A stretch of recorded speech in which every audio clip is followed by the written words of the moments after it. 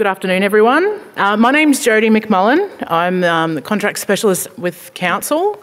Thank you all for joining us this afternoon. We'll have questions after each section here. You all have an agenda there of how we're going to go through points for discussion, and there will be microphones, a couple of roaming microphones. So rather than just shouting out your question, if you can just wait patiently for a mic, that way we can be sure that the recording is clear and that everyone can then hear your question and the answers. I'll just dive straight into the agenda. I'll start with just a comment that any inquiries that you might have regarding the tender processes that we've got should all come to our contracts mailbox. So under section 3 in the agenda there, there's an email address, contracts@gladstone.qld.gov.au. So we understand that some people here may have worked for different groups within council over the years and have a range of different contact people, but we're trying to really centralise all of our procurement activities through our contracts and procurement groups. So we really want to make sure that all of our correspondence comes directly to that, so we can make sure that we've got oversight of any inquiries people have. Any questions that are answered outside today will also be posted on the LG Tender Box forums. So the trades tenders that we have released, the intention was to cover sort of most of the construction-related trades with these different tenders and the different panels that we've got. So the big one that sort of is quite broad is the building services panel, and that covers a whole range of different services relating to building. In the tender documents, if you provide a service that wasn't listed, by all means just send us through an inquiry and say, is there something that you might be interested for? And where there's a need, then it's something that we would absolutely look at. We've also got trade services for concreting, electrical work, plumbing and welding as well. So some of these are updates of existing arrangements that have been in place for a couple of years. Some of them are new. So we thought we'd try and bundle them all together so that we could get everyone in the room at the same time and help review our paperwork and let everyone know how to have their best chance at success in putting in for those panels. So the purpose of the meeting today is basically to explain the intent of the panels and how they'll operate. Explain to you when and how we will seek quotes, and talk a little bit about safety and how that relates to these panels as well. We'll review a couple of points from the service provider agreement that we just wanted to draw your attention to, and give you some guidance on completion of your offer paperwork. So that's what I've got on the screen up here. I'll go through that. We've completed like a mock offer just to give you a bit of an idea of what it should look like. In regards to the meeting itself, we will be taking minutes and keeping a record of that, and then those minutes will be uploaded onto LG Tender Box, which is the platform that everything will be maintained on and how you would submit your offer to us. And just a final legal sentence, that it still remains a responsibility of the tenderer to fully inform themselves of the tender requirements. So even though we'll discuss some things here today, this briefing isn't a replacement for the entire tender document and all the content that's included there.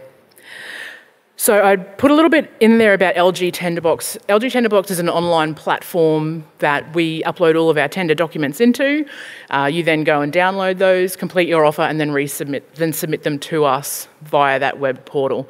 And the reason that we do that, also just to move towards modern technology, I guess, and getting everything electronic, but it really helps us maintain a very probity-friendly and ethical database. Everyone's in there. We can't get in and look at things early. There's no way that someone could open the box and look at any of the offers. It's all downloaded at exactly the same time. Any correspondence is given to everyone who's downloaded the paperwork, so it really just makes sure that all those ethical requirements are ticked off by using that platform. If you haven't set up a profile in there and you were just aware of today by being emailed an invitation about it, please do go in there and download the tender documents. We've got some copies printed out of each of them at the front there for you as well. But to actually submit and make an offer, you would need to complete them all electronically and return them to us through LG Tender Box. A couple of just quick tips that we've got there. You can select more than one category for your business. So if there's multiple things that you do offer, don't just limit yourself to just the one thing. They have tiers, so don't necessarily go into the most specific tier. If you cover a few things, you might want to go higher up in those tiers.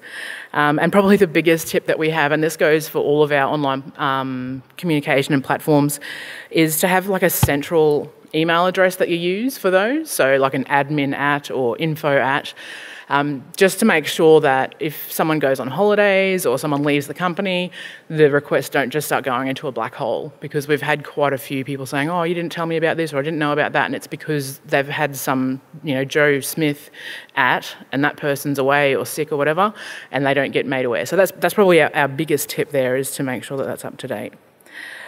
All right, so I'll move on to an overview of the RPQS. So I'll start by explaining the RPQS arrangement and basically our requirements. So under the local government regulation, there are strict rules around how procurement is conducted, and it's based on values, and that value isn't just for the one purchase, it might be a cumulative spend over the financial year.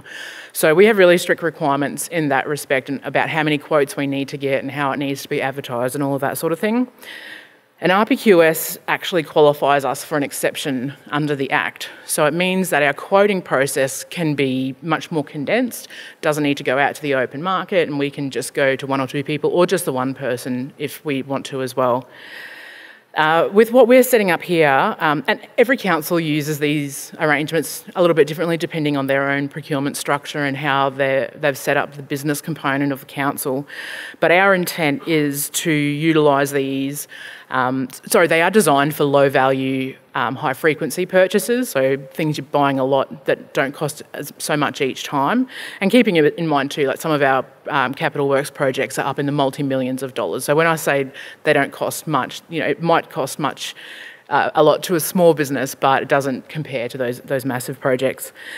So the intent is that we would use these for works up to about the $15,000, and it would be a regular type of spend as we need it. So it's not something we're going to use once in a blue moon, it's something that we do have a regular need for. So as a one-off case, you'd usually be looking under 15.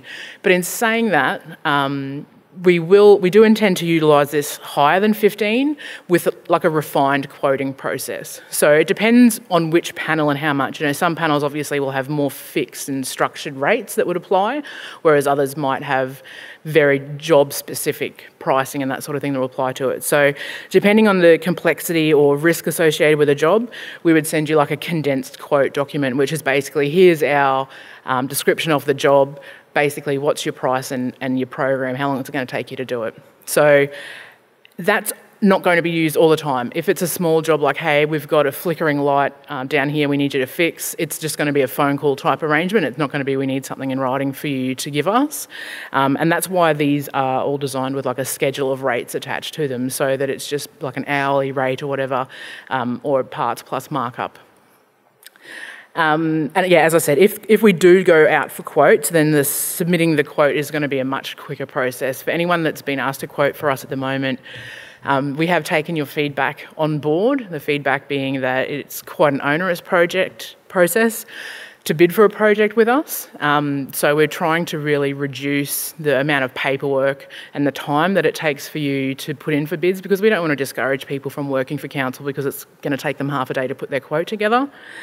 So that's really what's driven our establishment of these panels, is to try and help make things a little bit easier for our businesses, but at the same time then still meeting our obligations under the Act as well. The other thing that would probably change a little bit with this, having these panels set up, is in regards to management of safety. So council's obviously been refining its processes in the safety space, as an ongoing improvement activity for years and years. But what we want to do is have a consistent approach that's used across our business. So whether we're getting a plumber to fix a toilet in an office or to do drainage at a park or whatever different activity they're engaged for, they know what the processes and requirements are for safety. So we do have a new safety management system. It's an online portal called Beacon, which I'll talk a little bit about later on. But in respect to that, what we're saying for safety is that we would like, or we require all of our contractors, before they do commence work, to have completed a safe work method statement or a risk assessment that addresses the similar points, which just shows that those sorts of things have been considered. So obviously for the smaller jobs, we're not going to have a safety representative who's on site watching you or anything like that, and you guys are the experts in your field, so we're not going to tell you how to do your job safely. We know that that's what you do every day, and we're going to trust that. We just want to make sure that all of your processes are documented so that we've got records of that as well, because at the moment it's a little bit inconsistent about how people are approaching safety on our jobs. So yeah, on that note, you will have noticed if you've downloaded the tender documents in the office section, that's one of the things that we ask for as a returnable, a couple of examples of either safe work method statements or risk assessments that you've used on jobs, doing the same sort of thing that you would expect to be doing for us. Does anyone have any questions about the structure of the RPQS? Yeah, just doing these safe work method statements and JSAs, does each job that you attend to, you take a JSA, a safe work method statement, is there someone there like goes through it and checks it and signs off on it, or is it just that you're taking it for word that people are doing that properly? We will have someone that will look at it, and if they have concerns, they'll probably mention it, but they're not going to be approving it. They're not going to be checking what you've proposed is thorough enough. If there are additional risks that they're aware of that haven't been included, then as the person that knows about the work, they would tell you, hey, you're coming to fix this light, just by the way, the ceiling has got asbestos in it. So that's something that you might not know without our representative having input, but it's not going to be we agree, these are all the risks type activity. We still want you to be managing the safety component of the work that you do. So I'll roll over to number 7, the agreement. So again, I can't stress more, please definitely go on and read the whole agreement. I haven't picked out the things that are the only things you need to know. These are just some points that we've seen come up over time that I think are significant. So the term for this agreement will be a 2-year fixed term to begin with, and then 3 1-year extension options at the discretion of council. As I mentioned, this is a bit of a new thing that we're doing with all these different panels. There have been some panels over time, over the years with council, but we've got basically a mostly new contracts and procurement group, and we're trying to implement some consistent processes for how these panels are. So this is sort of the first batch of panels that we're taking out in one go, and there will be more. There in the offer documents there's a section where you can include a proposed rate increase that would be implemented on any successive terms that might come up. We're not saying you have to have a rate increase or that you're not allowed to. This is totally up to you to define what would suit your business in an arrangement with council. During that term, we may elect to run a refresh of the panel. So, if we say that we appoint 10 people and then, a few people retire or businesses close or there might be a performance issue or something like that, and we all of a sudden, or council might all of a sudden need a bunch of extra work done, or we don't have enough people to service our need, we might do a refresh where we go back out to market and say, hey, we're looking for concreters again. So if we do that, anyone who's already on the panel wouldn't be required to resubmit an offer. That existing arrangement would stay in place. It would just be for new people to come back on. So again, that term is reflective of the feedback that we've had, that there's a lot of forms and you're asking for them all the time. So we're trying to really stretch out how long we have it in place to minimise the amount of effort that has to be put in to renew these each term. Safety laws and legislative requirements. Again, as I mentioned earlier, we recognise that you're the experts in your field. We've picked out the acts that we are aware of that are applicable, but you're definitely going to know a lot more about the rules behind what you do than we do. So we expect that you're obviously going to be applying anything extra that we've not included there as well in the work that you do. The other big point I wanted to raise was in respect to subcontracting.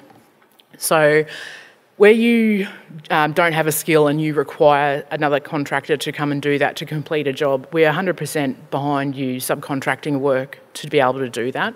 One we see quite often is traffic control or like hire of lifting equipment and that sort of thing. What we really do want to be clear about is, because we have seen in the past someone on the panel making arrangements for overflow work. They don't have enough people to do this job, so they subcontract to another plumbing company to provide more plumbing resources. We don't want that happening. Obviously, we are part of the local economy and we value our local relationships. We want to be able to have direct engagement contracts with our tradespeople where we can, rather than having people subcontract things out and having all those different layers involved. So where you genuinely don't provide that service, and it's something you need to do your work 100%, but we don't want anyone coming in saying, I can do as much electrical work as you could possibly give me, and then utilising all the other electrical contractors that don't have the opportunity to contract with us, particularly if they're people who may have applied for this panel and not been selected. So we really want to make sure that we're abiding by the sound contracting principles and having fair competition and developing local business as well. So they're sort of the main points about the agreement itself. And I just want to point out too, so our agreement, there are options where you can propose departures to that. So if there's something that just 100% does not fit with your business model, you can propose a change to it.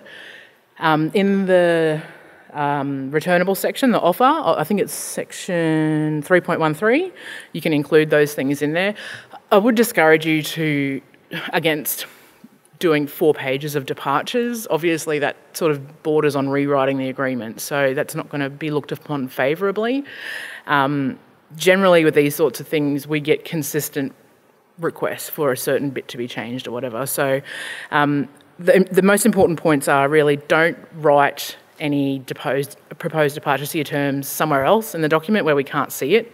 And also, once you're selected and we send you the contract to sign, don't then come back and try and negotiate with us. So that is something that we are going to be very firm on, that your opportunity to propose any departures is when you make your offer, because that's what your offer will be assessed on. So if you're selected based on that offer, that is the offer. There's no opportunity to negotiate later on for those terms, because it is something that unfortunately we see a bit, and it's just not fair to everyone else who has put their terms in the correct place.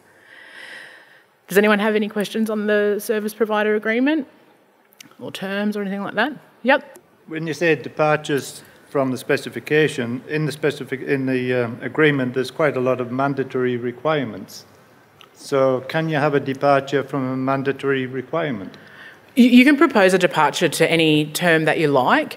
The thing to note is that whatever you propose will be compared with everyone else who makes an offer. So if your offer is laden with, I'm not going to do this, or I don't have whatever requirement it is there that you're talking about, and that's compared with someone who says, yes, I will do all these things, you know, it sort of would come out like that you're being compared against each other. But by all means, it can be proposed. And some of the things that it might be consistent for the industry that, no, that's not a thing here, and we may have just set the bar too high with what we've asked. So everyone might put in, we don't have this, or, you know, we're not going to hold that. So if it's something that's industry standard, I don't think it would prejudice you in any way by putting those in. But if it's something that you're the only person in that group that does make those proposed departures, then it might, in the evaluation, it might not be a great idea. So if it's something that genuinely there's no need for, it shouldn't bear any weight in the evaluation.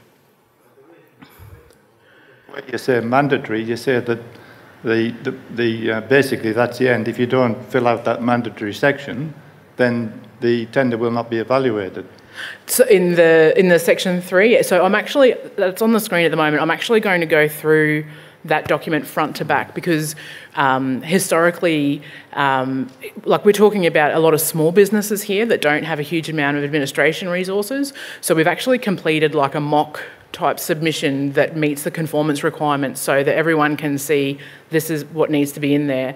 So as we go through that, if you have any questions about specific mandatory things that you don't feel like you should have or you need, then we can discuss those as they come up in that review. No, but isn't it a bit contradictory to say that you won't consider the tender a valid tender if those mandatory requirements are not filled in, yet you can have a departure from a mandatory requirement? Isn't that contradictory? What's the mandatory requirement that you're referring to? Oh, well, any of them. There's about 12, I believe.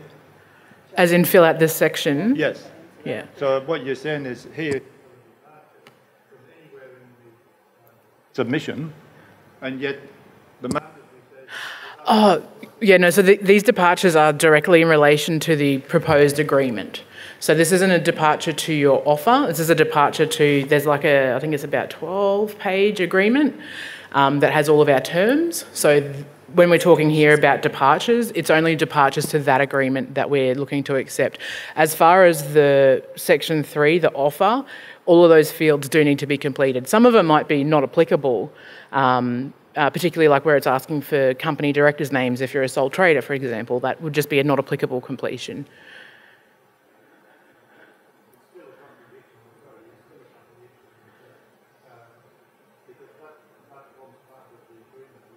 That offer. No, the agreement isn't made up of the offer. The agreement is a standalone agreement. So there's about 12 pages of conditions and then a few schedules that are attached to it, but the offer itself is not included in that, only the rates. To get to the agreement, you have to complete the offer. Yep. The offer is what we use for evaluation. It's totally contradictory, but it's not unexpected. I'll stop it at that, yeah. All right. Does anyone else... Oh, there's another hand down the back there. Yeah, just a quick one. It seems pretty obvious, but do you intend on having more than one contractor? Yeah, absolutely. For different fields? So yeah. The welding, for instance, you know, you might have a contractor with four employees or a contractor with 100 employees. So do you intend to have multiple contractors on the panel? Yeah, absolutely. The kind of work that we'll be using for this goes from literally, unblocking a toilet right through to, say, replacing a kitchen or a catering facility in one of our other properties. So there is a need for a whole range of size contractors from sole traders right through to the companies that do have 100 employees or may have people in different towns as well. We don't have a fix like there will be 5 or there will be 10 because we really need to see what offers we receive before we can do that proper assessment on what's going to be the most suitable. For example, we want to make sure that we've got coverage throughout the region, so there's no point just picking the top 5 plumbing companies if they're all just based in Gladstone, because we've got, properties down in Agnes Water and Rosedale that need service coverage as well. So there will definitely be a number of people appointed to each of these panels. The number itself will just depend on the offers that we get and what those trades are, particularly the building one. That matrix has sort of got a bunch of things, and we're kind of expecting to get like a bunch more things that we haven't thought of as well listed on there. So that probably will be a very big panel. The point I will make, though, is that we don't want to appoint everyone to the panel, and that's only because we don't want to build any type of false expectation. Like, obviously, we couldn't have a panel with 50 electricians on it because we'd never be able to contract manage 50 electricians. We'd probably end up with half a dozen or so that get a set quantity of work. So we need to make sure that we've got the regional coverage, but also the skills coverage too for each of those different things that we do have a need for. Yep. Cool. Any other questions on the arrangement? Or one of the biggest issues we have with a company of my size, for instance, it runs on a enterprise bargaining agreement. Mm-hmm. We have that agreement signed and have had for decades. How does the council see that as competition against another electrical contractor who doesn't have anything to do with enterprise bargaining agreements or doesn't have any ISO accreditations or doesn't have any safety and environmental things like that? How do we compete with a contractor that can walk up and bid on work that doesn't come anywhere near the sort of standards that we set? Yeah, the quality component, I guess, would be a bit more difficult to evaluate.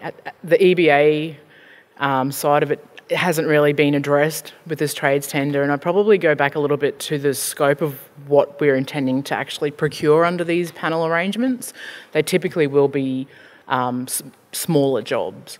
So by all means, if their work, that sort of work is of interest, then you can submit that. But obviously, we need to make decisions that align with value for money and the other sound contracting principles of fair competition.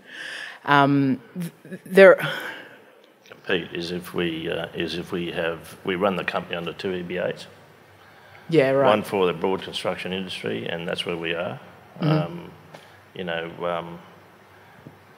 we don't see ourselves competing against electrician and Agnes Waters, for instance, or Rosedale. Yeah. Because he doesn't have anything to do with enterprise bargaining agreements or anything like that. If he's only a 1 or 3 man contractor. Yeah. And we can provide engineering support, we can provide a lot of things that are totally foreign to a smaller contractor. That's what I was going to mention, is that the skill level and resources, the expertise and additional things, experience that you have would probably be what would look at that still being something that would be considered here, because there might be, sorry, I can't see what company you're with, but like, say for example, electrical, there could be like high voltage work or something that's much higher risk that we might not really think a domestic, someone who specialises in domestic electrical work possibly has the right experience to be able to complete that. So it's not all about cost by any means, but you know, someone who has that high level of expertise and resources and probably cost that corresponds with that, we're probably not going to get them to come and fix the flickering light.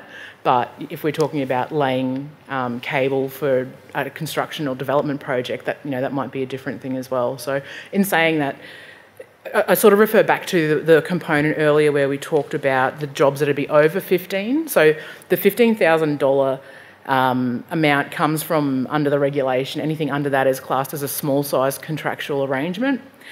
Anything over 15, we apply a sort of higher level of scrutiny and much more would encourage competitive quote seeking, and that's to be able to evaluate some of those things too. So that would be very, very beneficial to us, as if the council looked at us as a higher level contractor, because we then become much more competitive against a smaller contractor, because we have higher standards and we got, you know, all the other support. So that'd be pleasing if the council looked at that. Yeah, absolutely. And it's important to put all that in our bid as well. Outside of these panel arrangements too, if you're not already registered on LG Tenderbox, definitely do that, because any of our projects that are over the $200,000 mark or come close to that are released to the open market, whereas the quoting process for the smaller jobs is usually done to people that would be going to people on this panel. So even if you weren't successful on this panel, if you were registered on that, when those bigger jobs do come up, then you'd be notified of those as well and have the ability to bid on those one by one. But if you were selected to the panel, then the quoting process, particularly for the higher risk or the higher expertise jobs, we would still be getting quotes for those. Doing smaller jobs as a problem. Yeah. We're quite happy to play down the lower market. Yeah. But what is a problem is when the lower contractor comes up into our market. Yeah. Yeah. Understood. That's what thanks. Yeah. So I'll touch now on the Beacon online portal. So council, this is quite new. I think start of financial year we've started using the Beacon portal for our contractor and staff safety management. So all of our staff have to do inductions. This is now sort of aligning council with a lot of the other industries and that sort of thing out there, where we want to have a consistent contractor induction to be able to do work for us. And that's in addition to your site-specific inductions and that sort of thing as well. But this is also a tool for maintaining licences and registrations and tickets and all that sort of thing as well. So anyone who does any work on a council site will be that's a contractor, will be in the Beacon system. If you're selected to the RPQS, your company will be, or your business will be given a login to get into Beacon and set up all of your employees on there. So your employees or subcontractor employees as well.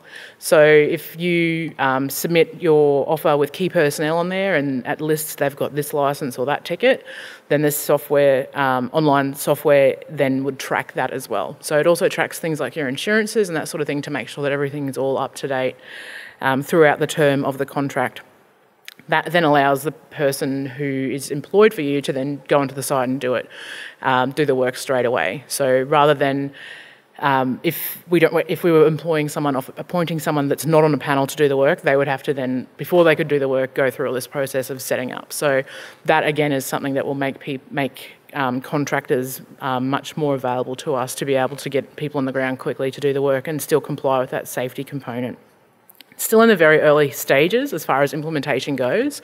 So we've got developed a guide to be able to step you through the process, but also we'll do phone support, thanks Jenna, for anyone who requires that to get set up in the Beacon system too. So it's not something that should be too onerous, providing everyone's got all the tickets. The main thing, I guess, is that the employees will have to sit through doing that council induction to make sure that they're up to spec with everything that we require. Does anyone have any questions about that?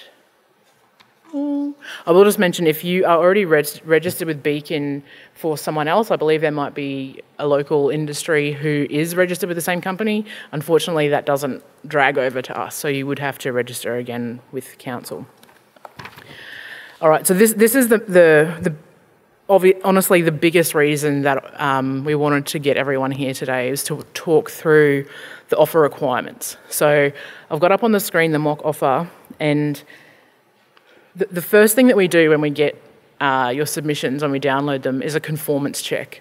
And so that's where we go through and we look at what are the things that are listed as mandatory to be returned, and if they're not attached or completed or it's not signed, then unfortunately the offer is not looked at. It's not evaluated at all. So I hate throwing someone to the floor. I really do. I used to work in a company that wrote tenders, and if I knew that happened, it would kill me because of the amount of effort that goes into it. So I 100% respect the time and effort that you all would put in putting an offer forward.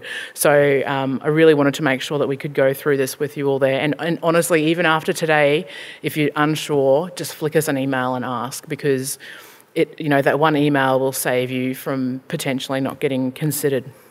So I'll just read this bit straight out of the document. To be a conforming offer, the offer must be received by the closing date. So that means it has to be lodged through Tenderbox, because it will close at 2 o'clock. If it's not there, it's not coming to us. So don't leave it till 1:58 to upload your documents. Do it the day before, honestly. The way internet can be sometimes, do it the day before. It must be received in the format and method prescribed in the invitation to tender. So, say for example, the schedule of rates section, it says must be returned in Excel. Don't make it a PDF and send it back. We need it to be back in Excel so that we can do some data analysis on costs and that sort of thing.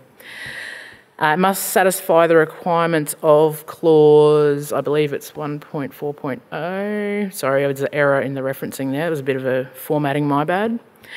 Must be open for not less than the period required under the clause, so I think that's 90 days. Satisfy all mandatory requirements. Be signed by an authorised representative of the business. That's huge. Please sign it. This is an offer to us for your services, and if it's not signed, it doesn't form an offer, which means that we then cannot accept it. We can't. There's no contractual arrangement entered into if you don't sign your offer and give it to us. They must meet our safety and environmental standards. They must meet our commercial requirements and respond to all parts of Section 3 in full with supporting documentation.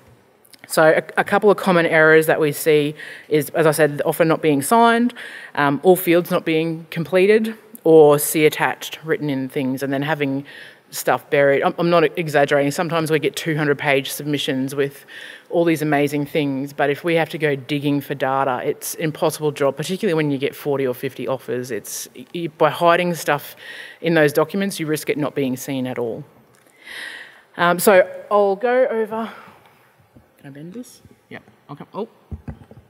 Okay, I'll just tilt the screen. That'll be easy. So as far as invitation... due to the quantity of printing, sorry, environment, we were a little bit slow on some of these. So if anyone hasn't got an invitation to tender with the mock one, I think, is it John Smith Plumbing or something? If you haven't got one, can you just throw your hand up?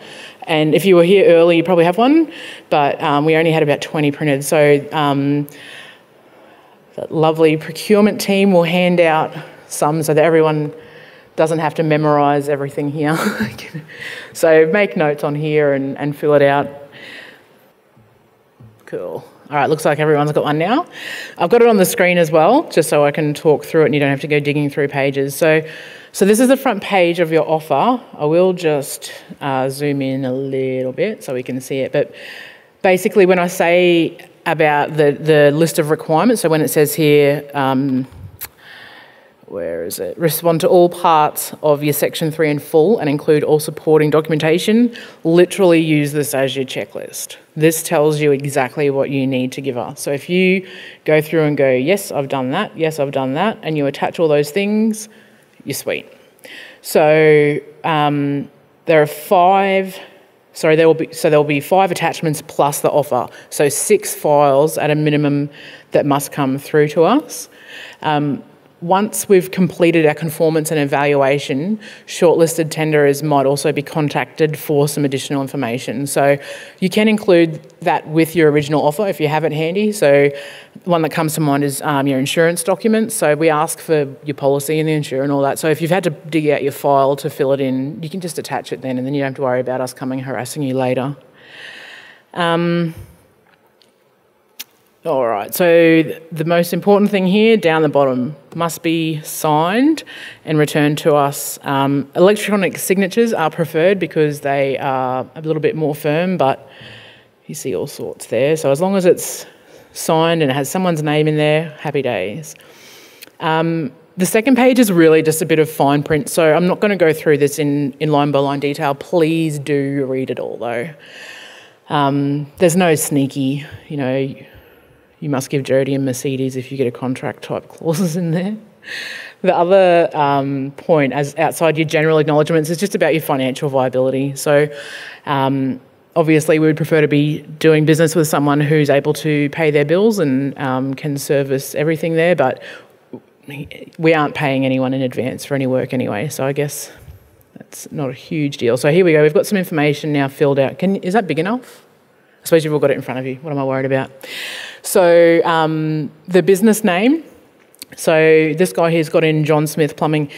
If you are a company or if you have multiple layers, put the whole thing in there. So John Smith Plumbing as trustee for John Smith Holdings Proprietary Limited, trading as John Smith Plumbing or whatever. Put the full legal entity in there. So if you were going to go and buy a house with your business, what is it that you'd be putting in there? That's what we want to see there, as well as the corresponding ABN and ACN for that entity. The next couple of lines there are just the details for us to contact you. So for bigger companies where you've got someone who'll be managing the contract but someone who puts together the offer, there's a couple of spaces, but if it's the same person, you can just leave those second sections blank. Postal address, phone numbers, email address, that's all pretty self-explanatory. We do have a lot of small businesses that are sole traders who might not have a big bunch of company directors or anything like that, so just put in there that it's not applicable. This, one of the things that we ask for, I think, as a optional returnable is that your ASIC company thing, so if you provide that, they just need to line up with each other. The local content section, so your head office address will be classed as whatever's on your ASIC document. So even if you have your business operations here, but for whatever reason your company's registered in Cleveland or Townsville or whatever, that's where you'll be wherever you're registered is where you'll be classed as your head office. It doesn't write you off though. People have those things set up for legitimate reasons, or they've moved town since they set up their business and they've been here for 20 years or whatever. There are considerations put in for businesses with branch offices that are in our location. All we ask is that you provide something to substantiate that you do have a branch office here. So some type of legitimate document, like a phone bill for your company or electricity bill, a lease, if you're leasing any sort of premises or that sort of thing. If your address is a residential address, just provide some type of explanation for that. I've got a shed out the back and that's where we base all the trucks or whatever. We just want to protect our genuine local businesses against people who have one person here that's their auntie's best friend's dog walker that lets them write their address on there. We're trying to just make sure that there's some type of legitimacy to a claim for a branch office. If you don't provide some type of evidence there, we're just going to say that it's not a branch office because we don't want to disadvantage anyone who does have legitimate operations that they could substantiate. A bit of information there as well about how long your business has been set up, and how many employees that you've got as well. When we talk about the entire business, that's whatever that entity is at the top. So if your company is a national company that has 50 branch offices, that's all of those employees. We'll be working out percentages of how many are Gladstone residents based on that, but it's not just the people that work in the Gladstone shop. Financial information, that's just a yes-no questionnaire there. If there's anything that you do tick yes to, just provide an explanation for us. As I said, we're not considering these high-risk financial, you don't have to have gazillion dollars in the bank to be able to get work for council. There's nothing like that. Insurances, so we've got John Smith Plumbing's put his insurance in there, detailed all the information. Again, where something is not relevant, just write nil or NA. If you've had to dig out your information, you may as well attach your certificate, but if you don't, we'll just come and ask for it later if you are shortlisted. Your business licences. Now, I refer back to my comments earlier about you're the expert in your field. So we've used our best endeavours to list what licences we think are needed, but by no means are we claiming that we're the expert on every licence that you need to do a drain down the main street or anything like that. So provide any details that you've got there. If you don't have a licence, just provide an explanation for why you don't have the licence. We're not here to punish anyone who doesn't have one because XYZ legitimate reason. This refers to your business licences, so this isn't to do with your crew of plumbers that all have XYZ licences. This is just any business licences that you have to have. Again, that's another one we'll ask you later for copies and that sort of thing if you're selected. So for health and safety, there's a questionnaire in there. So there's just yes, no options. And if you've hit yes, which we're not saying that a business that's had an improvement notice in the past is never allowed to work for council. From my experience, what I've seen, some of the businesses who have had incidents or notices have built the best procedures that you've seen as a result of that. So if you have had an improvement notice or prohibition notice, directive, just explain what it was and what you've done to address those issues so that it's no longer a problem for your business. It's all about transparency. That same comment really applies for everything there. Documents required. So this is where we're saying that we want you to provide us a copy. It's basically just to provide evidence that you have some type of a safety management system in your business. So copies of SWMSs, risk assessments. I heard another acronym, JS, is that job safety analysis or something, assessment?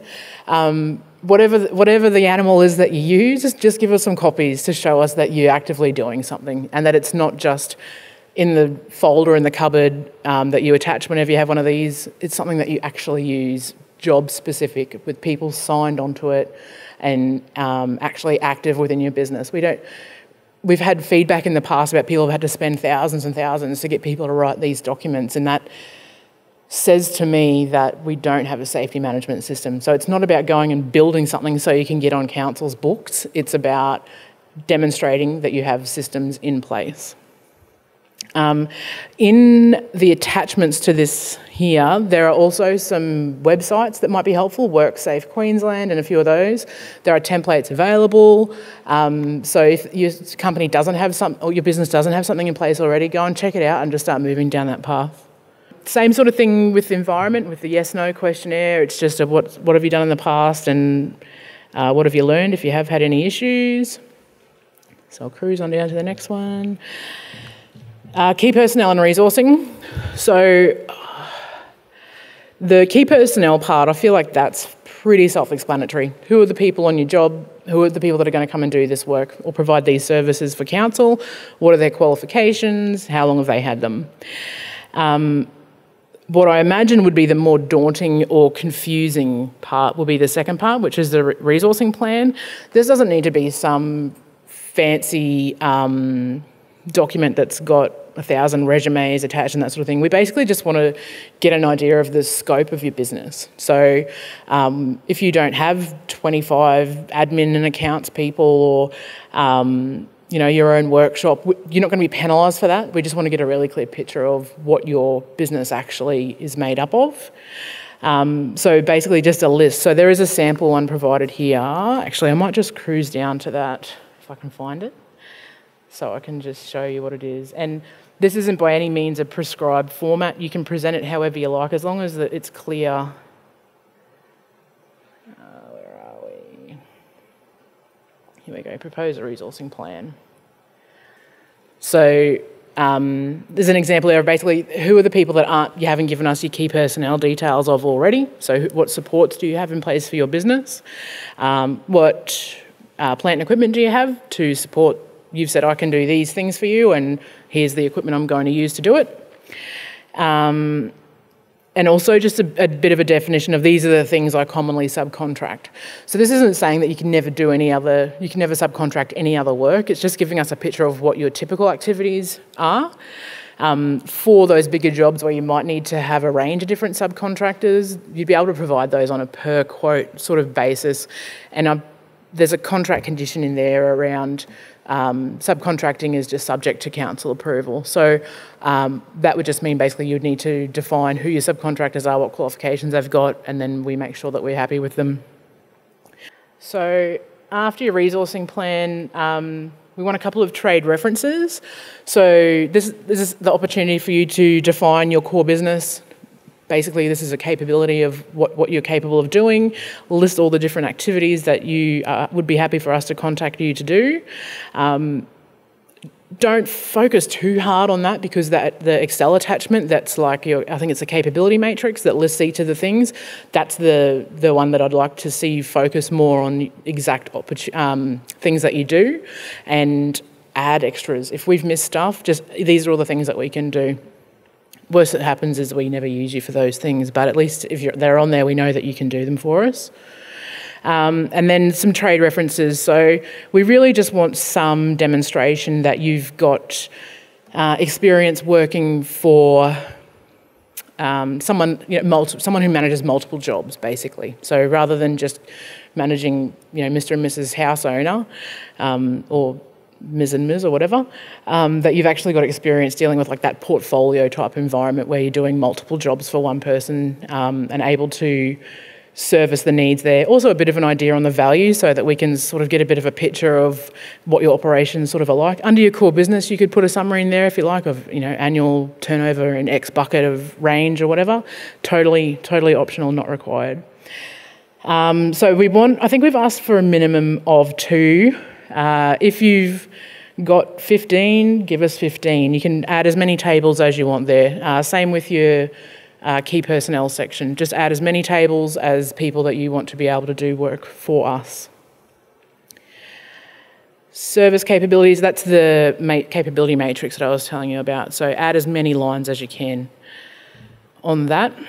Proposed departures, so this is what I was talking about earlier about if there's anything that you see in our agreement that really isn't going to work for you, this is where you just put in the number, everything is numbered in there, so you just put the number it is that you're talking about. The example here is the payment terms, so the contract says 30 days, but John Smith or whatever has said I'd like to be paid in 21. So provide a rationale so that we can understand why you want the change, and that helps us to then better assess or negotiate. Sometimes we might just play with the wording of the clause to make both parties happy.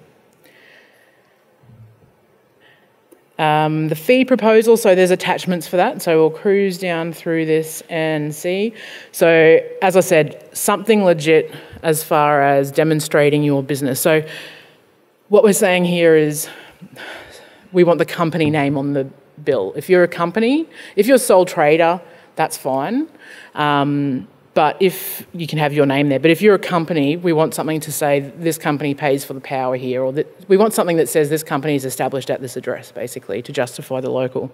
If you're not certain, flick us an email and say, hey, I've got this, would this meet your requirements? Like we're not coaching you by doing that. We just want to make sure that we don't get something and reject it later on when you thought it might have met our needs, because we have had some things provided. I saw one that was like a a redirection advice, but I think that's sort of from Australia, it was for Australia Post form, but that's something that they've completed with their own information. So it's not actually substantiating the company's address, it's just they've said, I want this company's mail sent to this address. It's not the same sort of thing. As with anything, if in doubt, ask. Safety documentation. So we haven't completed a sample SWM or risk assessment here because we want you to show us what you've got already. And there are some links here down the bottom for WorkSafe Queensland. If you don't have something in place, go and have a look at those and see what you might be able to get up and running as soon as possible. The resourcing plan we already had a look at, and I think the schedule of rates, capability matrix, just yes, no, and add as many lines as you want. And then the pricing schedule. So same thing, be clear with your pricing. If there's anything that you want to clarify about your pricing, such as, like if you've got an EBA, for example, as a good example, provide detail about that up in, so in this section here about pricing clarifications, if there's anything you want to clarify, just put it in there. So if you've got an EBA, you say under whatever thing we have to pay this much once we've done this many hours, or if it's on a Sunday it's this, or any of those sorts of things that we need to consider when interpreting your pricing. Just put the information in there. So that's sort of everything on as far as the offer documents. Is everyone here satisfied that they're going to be able to submit a conforming offer? Anyone have any questions? With regards to the QBCC licence, so for some industrial style construction contractors, it's not a requirement for us to have that for almost, I would say, 95% of our client base. So it says here that you're required to hold it as a mandatory requirement, is that? Yeah, so that's an example of we've interpreted that we're going to need that, but if you can just provide an explanation, say, no, we don't have this licence because under section whatever or under whatever, this type of work that we do does not require this licence. Yeah, cool. We sort of started getting into the QBCC wormhole, and it's a complex animal. I sort of cross-eyed a little bit at it, but that's where I'm saying you are all the subject matter experts here. So I'm not going to profess that I know every act that everyone has to abide by, and I'll certainly do my best to try and find out. But until you live on the ground and do this stuff, you don't really know it. So please, I can't stress enough. Even if it says it's mandatory, if there's a reason it doesn't apply to you, just tell us. And it's a Word document, so you can just type that in there if there's not a space provided. Maybe just make it stand out, red text or something. But yeah, by all means, just explain that sort of thing to us. Yeah. You talked about non-conforming documents, so if there's no signature, etc. Yep. As an example, they just don't get looked at. Do you advise the tenderer that they didn't get looked at? Yeah. Okay, so just so someone's not sitting at home thinking that they put something in. Yeah, at the end, once this appointment's been made, we'll send everyone a letter saying, you were unsuccessful. If you didn't get a contract signed, you'll get an unsuccessful letter. And in the instance that it's because you were non-conforming, well, actually, there's an extra line we put in there and say your offer was found non-conforming. Please contact us for a debrief. So it's totally at your discretion. But honestly, anyone who's not successful, give us a ring and just find out, was there anything in particular that it might just be that there were 50 applications, but it might be, this section wasn't filled out with enough detail, or it didn't look like you'd had enough experience at this. But take advantage of that feedback interview, because even if you're not successful on these tenders, that doesn't mean you're off the list for 5 years. Council, we spend a lot of money. So even if you don't make it onto these lists, there's probably other services or other jobs that might come up. So by all means, take advantage of that feedback interview and just find out how you might do better next time. Yeah, for sure. The pricing schedule, what qualifications have you guys got for the judging of it? Because we've been involved in other tenders and we've lost by a considerable amount from competitors that have put unrealistic values in those areas. Yeah. So do you take that consideration when you're make an assessment with that? Yeah, it is really difficult to assess on these type of tenders because you don't know if someone's giving you a deflated price to try and get their foot in the door on the lower hourly rate, but then take 3 times as long to do it. So we try to be fair there. So there'll be an element of like market research and that sort of thing that'll be undertaken. Also, you know, we've been spending money for a long time. So we'll be able to historically look at some of our spending trends and the hourly rates we've been charged before. So if we do see any that are like either way, I guess, like way higher or way lower, we should be able to sort of vet that a little bit. But it is something that is going to be really dependent on seeing what we actually get to then go, oh, what are the trends here? And if there is anything that's incredibly complicated, sometimes we'll outsource some of those commercial assessment activities to make sure that there's nothing underhanded happening. Yeah, so. I don't like to labour the point, but the question about the QBCC licence, you answered that just right into the table here, why you don't have it. But that's, according to your wording here, if you do that, then that's non-conforming. If you don't fill out this table, it's non-conforming. So if you haven't got a QBCC licence, yeah, and you write a story in there, which may or may not be true, then it's non-conforming. Yeah, GRC, under the terms, it says in there that we can accept something that's non-conforming. So where there's a legitimate explanation for why that's... Sorry, it's either mandatory or it's not mandatory because... No, it's not, because there's a condition in there. Previously with the council, they didn't come back to the tenderer. They just, at the end of the thing, you just said at the end of it, we'll tell you who's not successful. But the council have a commitment to work with local companies to ensure that they have the best possible chance. So waiting till the end of the process to say you're not conforming is too late. Why can't you talk to people during the process? If you, okay, so they've not filled out something correctly, talk to them then and say, why haven't you filled that out? Isn't that a sensible thing, a bit more common sense? The risk in doing that is that there could be consideration that we've coached someone to provide certain information in their offer. Something as simple as ticking yes or no is probably a bit black and white, but it comes a little bit down to drawing the line. If someone completes everything but doesn't sign it, is that coaching it? Or if someone obviously attaches the wrong file, do you ring them and ask for it? And so that's why we do have to have a very consistent and methodical approach to everything there.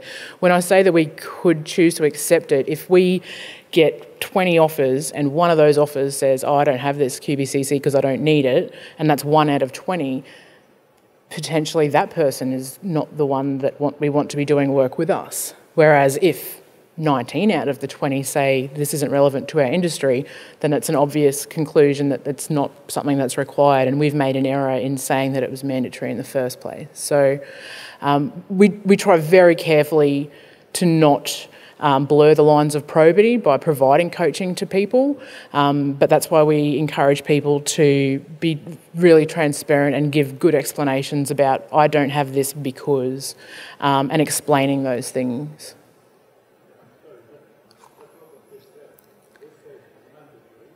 It's not filled out, they don't accept the offer. Yet you're saying we can write in there that we don't have that licence and you'll still consider the offer. Yeah, so there is a clause in there that says that GRC may accept non-conforming offers at its absolute discretion. So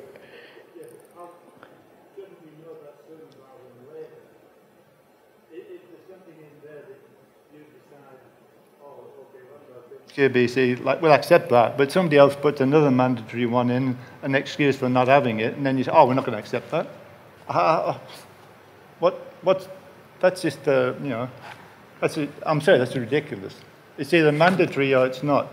I don't see why you have, who picks the mandatory subjects? I mean, why should something be mandatory? Why can't you just evaluate? I mean, I evaluate tenders. I've been in contract management for 50 years in one form or another, and to say something's mandatory, it just seems contradictory, as I said earlier on. It's mandatory. Contradiction. So we've selected the licences because we don't want someone who's unlicensed working for us. Where we've selected the wrong licences, we don't want those people to be precluded from working for us because of that.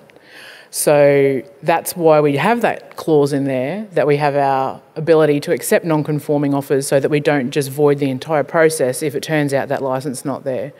So as I said, if you provide an explanation for why you don't have something, then that can be used in your evaluation. But I feel like you're arguing about the process, which is not what we're here to discuss today. We're here to talk about how to fill out the documents in a conforming manner, and I feel like I've given that advice to you. So perhaps maybe we can catch up later directly if you have any further questions about that.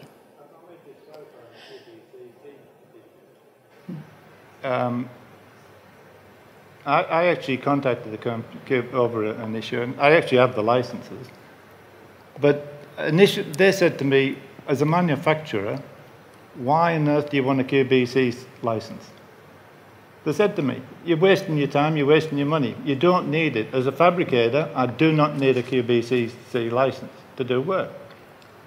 And they said, you're just wasting your time. I said, well, you tell that to the government bodies. For example, QBuild, you cannot register with QBuild without it. Full stop. They will not accept you as a contractor without the... And yet the QBCC say it's not necessary to have it as a fabricator. Yeah. So I can understand the confusion. Now the council are bringing in the QBCC. All these requirements are based on a risk assessment. So additional licensing is one way to ensure that you've got someone who has higher compliance requirements because they've had to meet that standard to be able to obtain that licence. So it comes down to risk management. So I'm not, when these people are saying about the QBCC licence, they don't need it, that's fine, and that's something that'll be taken on board via risk assessment during the evaluation of the offers. And if it's found, no, it is mandatory, we have to have it, then those would be not accepted. Any other questions? Oh, one more. Yes. Sorry, two more. Yes. With the pricing schedule, it is very difficult in our industry, and okay, so we do floor coverings. Yep. To be able to price per hour and per unit. Our units are extremely different, and we always struggle with this part of the submission. What do we do? How do you fill in the blanks when we can't fill in this? Yeah, absolutely. Per metre squared or per lineal metre, and different pricing for different products. And I would suggest that for a floor covering job, they would probably be quoted every time. Because of exactly that. You know, if we were redoing the carpeting here, it might be, I don't know, it's been a while since I recarpeted, but say it was $100 a square metre here, whereas it might be $50 a square metre for a different building that's not a public venue that has high traffic. So for those type of jobs, that's something that would be a per job quote. So I would provide that in the pricing clarification section on 3.14, provide that information in there. Sometimes the hourly rate is good for just a base if you have to have someone to move furniture as well or those sorts of things. But yeah, something like that, that's a no-brainer to me, is that we couldn't compare two different companies based on that commercial because it depends so much on the job itself. So just put an explanation in there, and there is a clarification process. So where a comment is made to that effect, we might have questions that we can then ask that might clarify a bit further. So that's something that happens after evaluation sometimes, where there's things that, like there's gaps, or, you know, this price includes the parts and this one doesn't. So we need to do further investigation. So looking at it from how we would implement it, I can't see any time where we're going to just send you a purchase order and say, go lay the carpet. We're going to ask you for a quote first. So yeah, don't be put off by that. I think that would be fine. 1.5.7, disqualifying conduct. Yes. It's a fairly broad statement. If I'm having a beer with Councillor Branthwaite after this and the subject happens to turn to beer drinking, it seems fairly subjective. Whose discretion is it that? It's to keep Daryl's mobile silent, to be honest. That clause is in there in that, you know, like our councillors and even myself, you know, we're active members of this community and we know people. So it's about having that transparency about any potential conflicts there. Where the disqualifying conduct comes in is where you directly approach someone about this tender. What do you reckon I should put in this section? Or, you know, what rate should I use here? Or how much increase would be applicable? So that's where it turns to the specific subject matter of this tender and the forms you're going to... I'm sure that Daryl's response will be, look, I'm sorry, mate, we can't talk about this one, but I'll be happy to buy another beer. So... Yeah, so it's really to just talk about this specific process. Everyone needs to sort of keep their hands off it. And email in and to make phone calls. And centralise to that contract's email address rather than to a particular councillor or whoever they know works at the community centre where they're getting the new work done. Is there a code of conduct that if an email is written and it seems to be requesting information that is over and above the content? No, it is a little bit subjective in that respect. And so when do you find out whether you've been rejected or not? Was it because Daryl said? Because what Daryl said, yeah.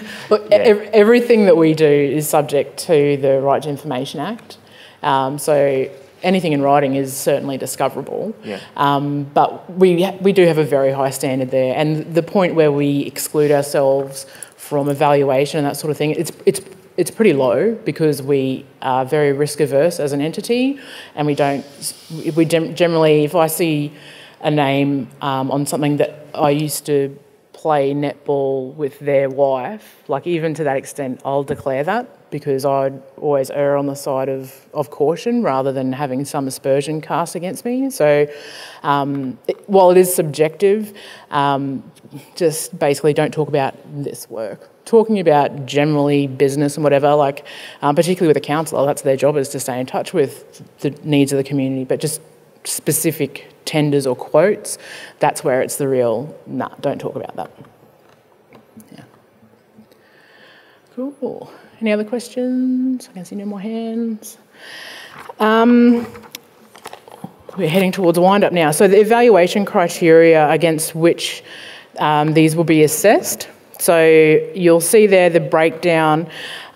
Price is obviously important, but there are a whole range of other factors that will be considered as well. So that's why I really encourage people to put additional detail in there to support the statements that they make.